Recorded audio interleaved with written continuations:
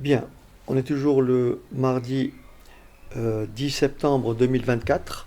Donc séquence sur toujours le marché de gré à gré. Cette fois-ci, marché donc terme contre terme. Cette fois-ci côté prêteur. Donc c'est forward prêteur.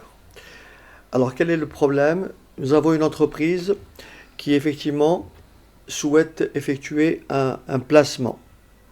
Et donc forcément, pour se couvrir contre une baisse de taux, elle va donc conclure avec sa banque un contrat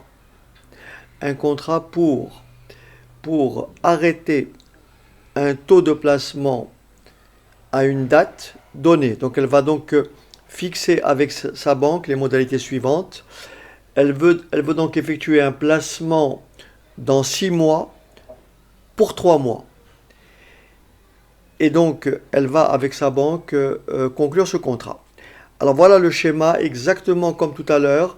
Cette fois-ci, l'entreprise veut effectivement effectuer un placement. Alors le schéma c'est celui-là. Donc encore une fois, pour tout ce qui est formule, j'avais fait une séquence bien avant. Là, on va prendre un exemple très simple, toujours dans le cadre de vos révisions en DSCG. Là, on est en 0. Là, je suis à l'époque 6. Et là, je suis à l'époque 9. Très bien. Rappelez-vous, l'entreprise veut effectuer un placement, on va dire, de 2 millions d'euros, de 500 000 euros, peu importe le montant. On verra que le montant n'a pas d'importance. Le tout, c'est de définir à la date 6, dans 6 mois, d'arrêter le taux de placement. Car l'entreprise anticipe une baisse de taux, donc elle veut se couvrir contre cette baisse de taux. Alors, qu'est-ce qui va se passer? Il va se passer ceci. La banque, elle va effectuer un placement. La banque, elle va effectuer un placement. Donc, sur le marché financier, elle va effectuer un placement sur le marché financier à un taux, on va dire, de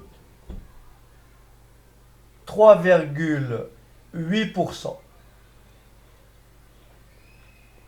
Donc elle va effectuer sur le marché un placement d'une certaine somme grand E à 3,8% sur 9 mois. D'accord?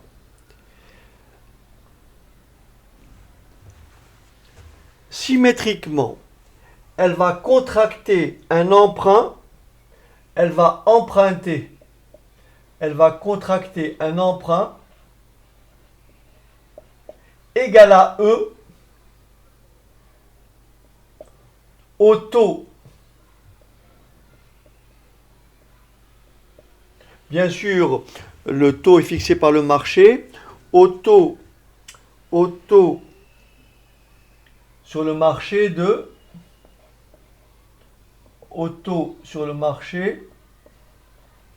on va dire, légèrement inférieur, 3,5%. Et bien sûr, rappelez-vous, l'entreprise veut effectuer un placement à cette date-là. Donc, la banque, elle va emprunter, donc emprunt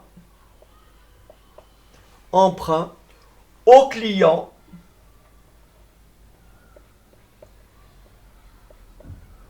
au taux R que l'on va calculer. Elle va emprunter, donc la banque va emprunter au client au taux R que l'on va calculer. Bien sûr, échéance 9 mois.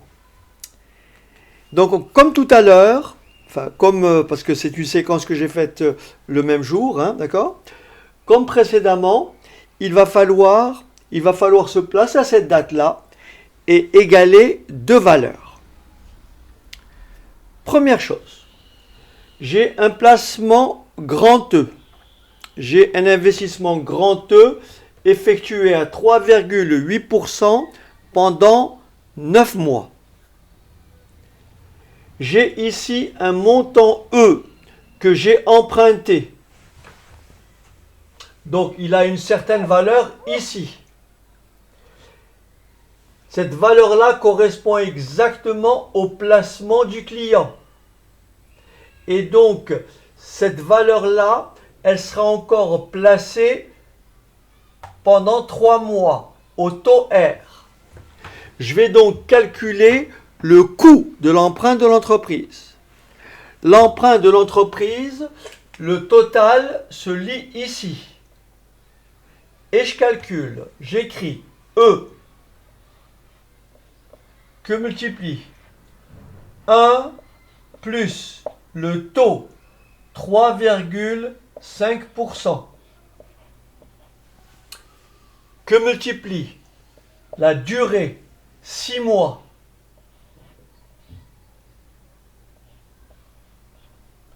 je ferme la parenthèse. Cette somme-là, c'est exactement la somme qui sera empruntée au client. Donc cette somme-là, elle sera placée ici et donc sa valeur en 9 est tout simplement égale à 1 plus le taux que l'on va calculer que multiplie la durée 3 mois 3/12. Ça, c'est le coût de l'emprunt, c'est-à-dire que c'est la valeur rendue ici.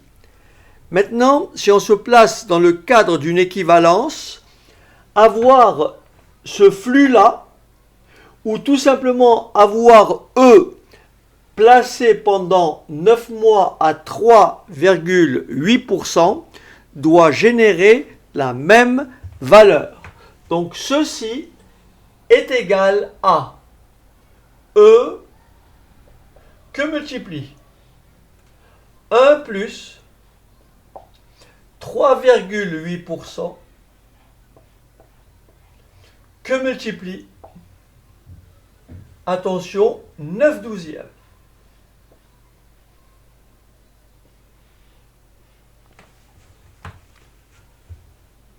Très bien. Maintenant, la question qui est posée, c'est comment trouver R. Vous voyez très bien que j'ai ici E, là j'ai E, je peux diviser les deux membres par E. Autrement dit, la valeur de E ou le montant que l'entreprise veut placer, cette situation-là est indépendante du montant que l'entreprise veut placer et bien sûr du montant que la banque peut emprunter. J'aurais pu prendre 1 euro ici. Et donc voilà mon égalité, ce qui m'amène à dire, alors attention, je vais être un peu plus précis. Là, c'est le coût que doit supporter la banque. Donc elle veut que ce coût-là soit plus petit ou égal à ce que lui aurait rapporté son placement. Donc là, le signe de l'inégalité, c'est ça. J'écris donc 1 plus R% que multiplie 3/12 est plus petit ou égal à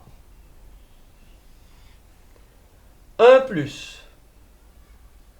3,8% que multiplie 9/12 sur 1 plus 3,5% que multiplie 6/12.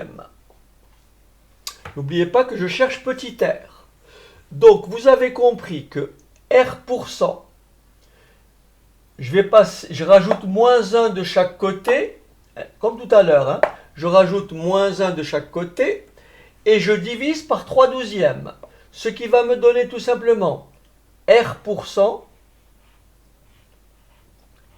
est plus petit ou égal j'écris mon crochet, je recopie tout ça, 1 plus 3,8% que multiplie 9/12 sur 1 plus 3,5% que multiplie 6/12.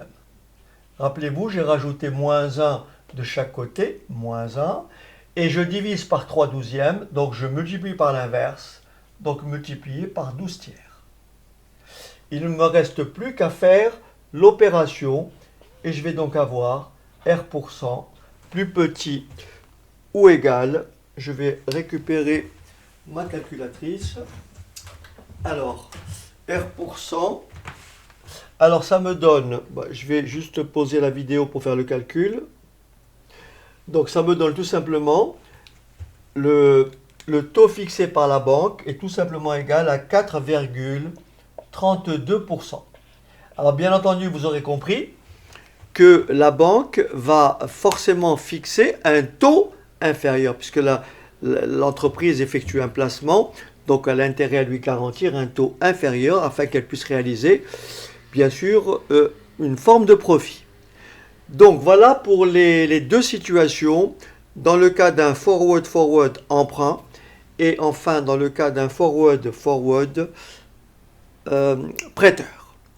Alors bien sûr, si vous remontez, je crois que l'année passée, j'ai fait une séquence dans laquelle j'ai généralisé les formules, mais ce que je vous recommande de faire, comme toujours, c'est toujours de placer cet axe temps et d'écrire exactement chacune des parties. Tout ce qui vient après, comme je l'ai dit précédemment, ce n'est que du calcul bête et méchant. Voilà, donc ceci concerne aussi la préparation à l'UE2 de DSCG Finance, et bien sûr elle sera forcément utile pour vos révisions puisque votre épreuve est prévue dans à peu près un mois. Je vous dis à très bientôt, n'hésitez pas à partager, à bientôt.